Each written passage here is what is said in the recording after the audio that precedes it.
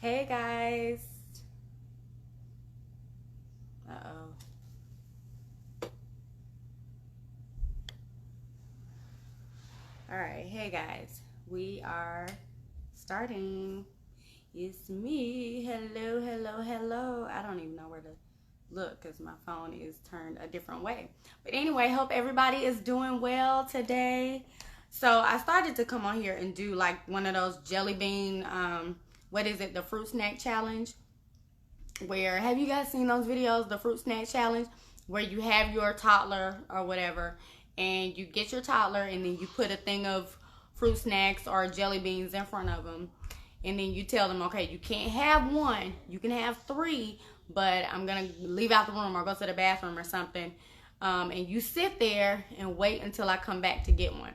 So I contemplated whether or not I should do this with my children, but we do the jelly bean challenge almost every day. We do it with potato chips. We do it with popcorn.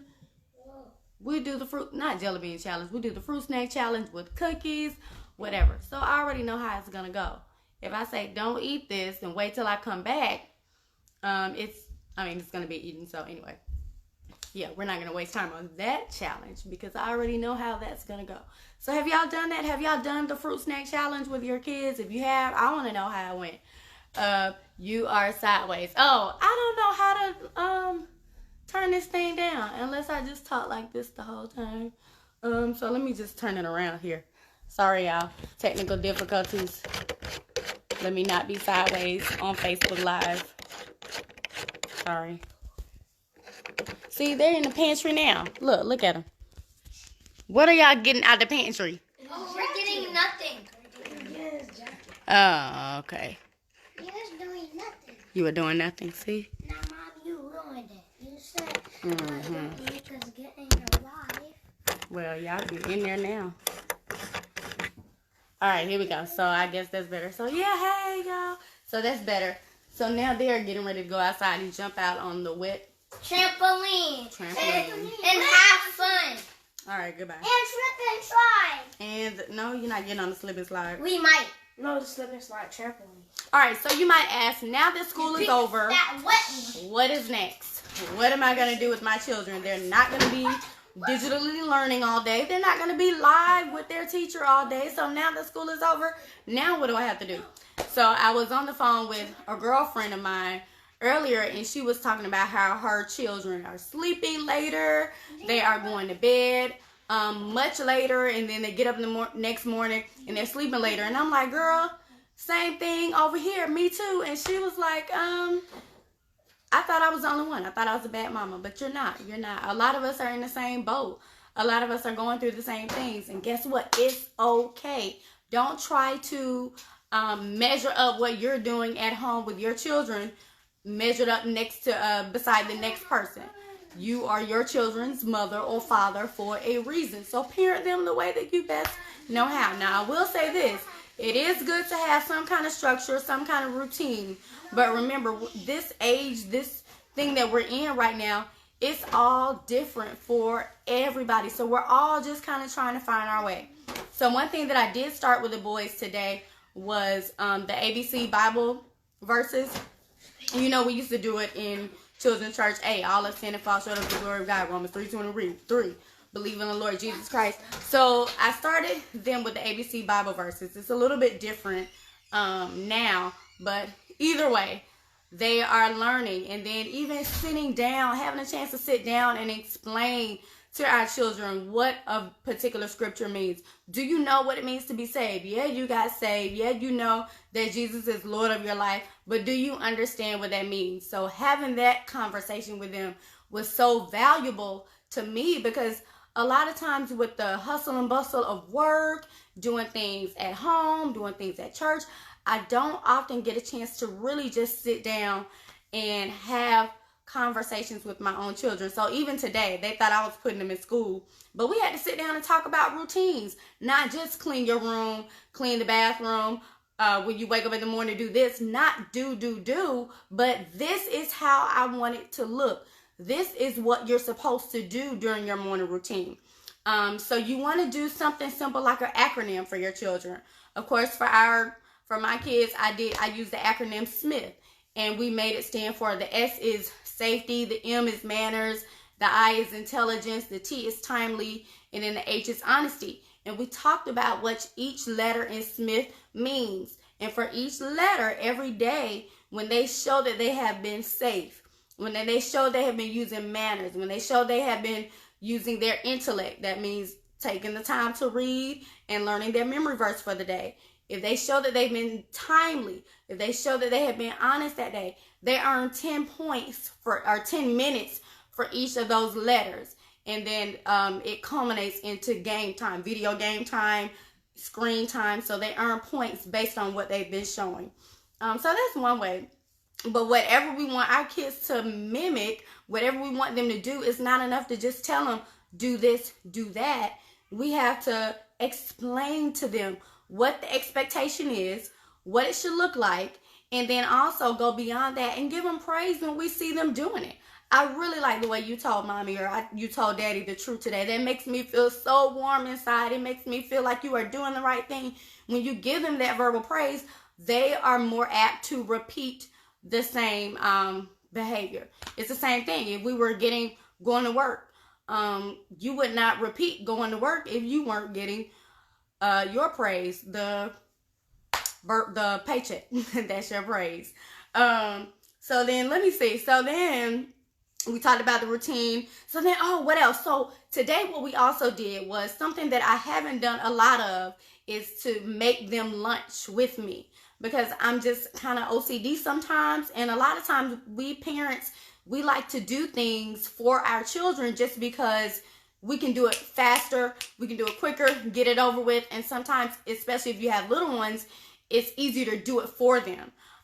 But even something simple as giving them the materials for bread, peanut butter, and jelly, laying it out on the table, and then having step by step, having them go through the directions. All right, guys, open up your bread. All right, here's your plastic knife. You don't want to give them a real knife, of course. So you scoop up your peanut butter, spread your peanut butter out. They love to spread, parents. Anything that you do where kids are spreading something, they think that's arts and crafts. So they spreading stuff everywhere. But anyway, so today they made pinwheels. I gave them the flatbread, and then they spread the mayonnaise and the mustard on the thing, the turkey meat, the cheese, all that stuff. They rolled it up, and they ended up eating more of it than they would if I would have just made it for them, because they felt like they had something to do with it. And yeah, that was good. So what did we talk about? Positive reinforcement, scheduling, a routine. It's okay, but remember, it's summertime. Ease up just a little bit, but don't let them know you're easing up. Still have some kind of structure. Why? Because sanitary, that's our third part of the segment, is having that time for yourself, having that time so that you can heal mentally, having that time so that you can heal spiritually. There's this awesome book that I know a lot of people hear me talking about. It's called Master Life. I'm telling you, you will get your whole life together with this series called Master Life. We're in the 4th book at my church in Master Life. Hey, Dennis. We're in the 4th book, and I'm telling you, it has been a life changer. It has really been truly a life changer. So really take the time to take care of yourself mentally. Take care of yourself spiritually. Take care of yourself physically. It's tons of tools out there. Clean out the garage. Make it a family project. Enjoy me time. Here's the secret to me time. I'm telling you. Here's the secret. You cannot just say, hey, mommy needs a time or daddy needs a time to themselves, or we need time for ourselves. Here's what you're going to do. No, you explain to them. Here's what it looks like when mommy or daddy or mommy and daddy need some me time. Here's what it looks like.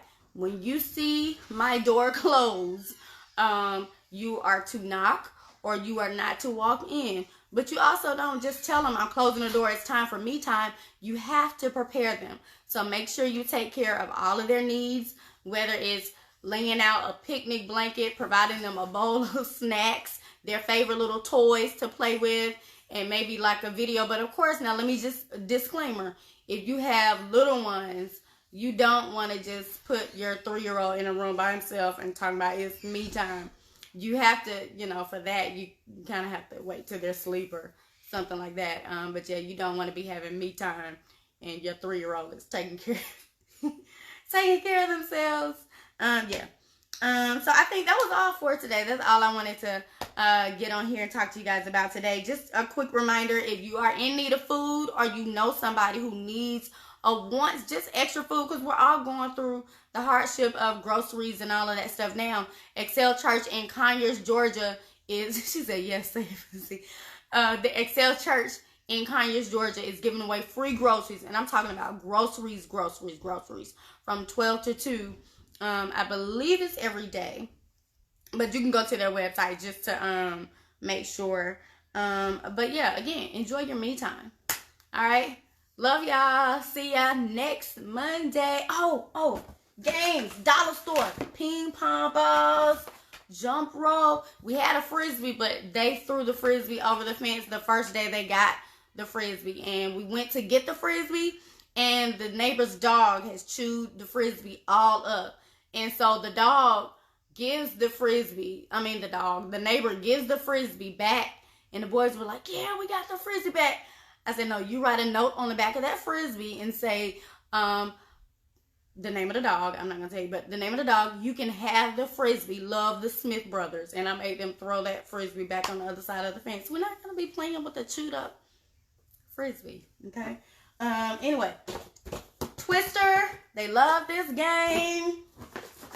Taboo, love this game. I love you too, Karen. I miss you, boo. So Taboo is an awesome game. But guess what? Before I spent money on this Taboo game, I wish I would have known that they have a Taboo app. So, hey, babe. So they have a Taboo app. And my husband and I were playing Taboo on the app. It's just as fun as the board game. I wish I would have known that before I bought the board game.